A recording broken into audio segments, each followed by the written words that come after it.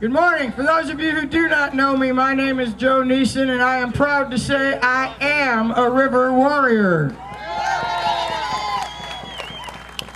We are very fortunate today to have several very, very wise people that are going to talk to us about ways that we can improve the life of this planet by saving the water.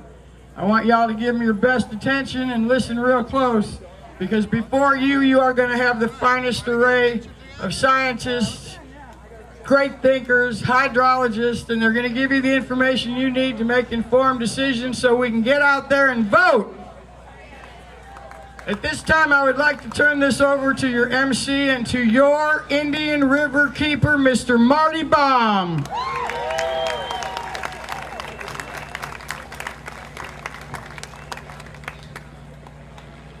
I'd like to thank everybody for coming today. 1 year ago today, we didn't know each other's names. And today, we find ourselves here as family, all working towards a common goal. We've made a difference. You perhaps have not seen that, but myself and others working on the inside of these issues, we see a dramatic change in the way that water issues are being addressed in the state of Florida. No one expected as many people to show up last year as happened, and we're hoping that this crowd grows today. But in the meantime, we've made a difference, a big difference. You have made the difference. Your activity, your willingness to become educated and aware and share that and involve other people, it has changed the whole game. For the first time ever in my life, I see a light at the end of our tunnel, and it's not a train. I really feel that we have begun something here that cannot be stopped. And this is what it is, a beginning for us. We're looking for solutions. Today we're going to talk about sending clean water south. Now there's lots of things that would help that. There's many components that could be added to this. Water farming and holding water north of the lake and all these other wonderful things that will add to the solution. But the only solution for us is to find a way to clean the water and send it south. So what I would like from you today is to consider that.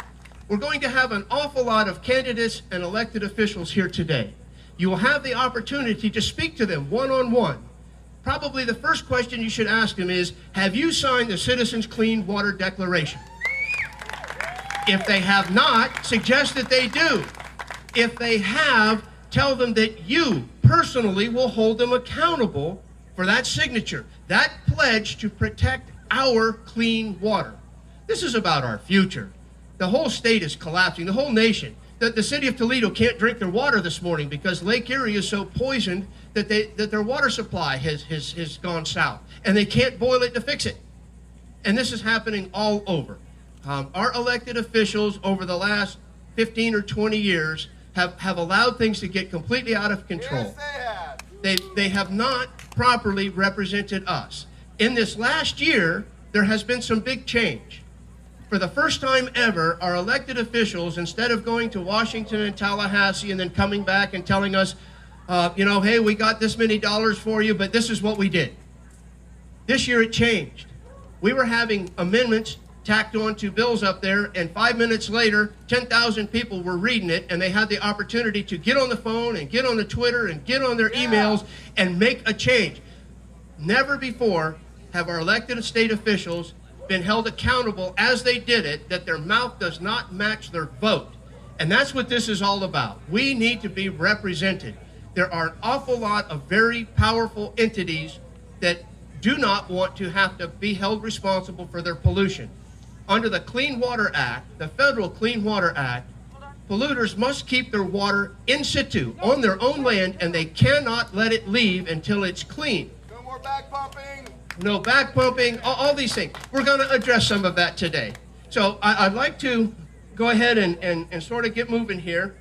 Before I go, I'd like to mention that you'll hear that the federal standards for sending water south are enormously tight, that there's no possible way that we can meet these standards that have been actually in place for 20 years now. That's a lie. We are sending, on average, more than 1 million acre-feet a year into the Florida Everglades at 9 parts per billion, which is underneath the federal limit of 10. So when they start telling us that it's impossible, we cannot possibly clean this water good enough to get it into the Everglades, they're lying to you. No more lies! We need to hold them accountable for truth and for honest and decent representation. And I really believe that the change has begun. So take advantage. You're going to see all these elected officials, and you're going to see their opposition, their candidates, the people running against them, out here in the audience today. Speak to them one-on-one. Please be polite. This is a social event. This is not some place to drag them around and insult them or anything like that. Treat them with the respect that they have earned by winning the vote. Please. This is important. If we get all over them, we're not going to get anything but just anger back. If we come to them and we're reasonable, we ask questions and we tell them what we want, which is to send clean water south, I think that they'll listen to us. We have a wonderful opportunity today. So please, please, thank you very much for having taken the time to come here. Pay attention, learn, ask questions, and please stay involved.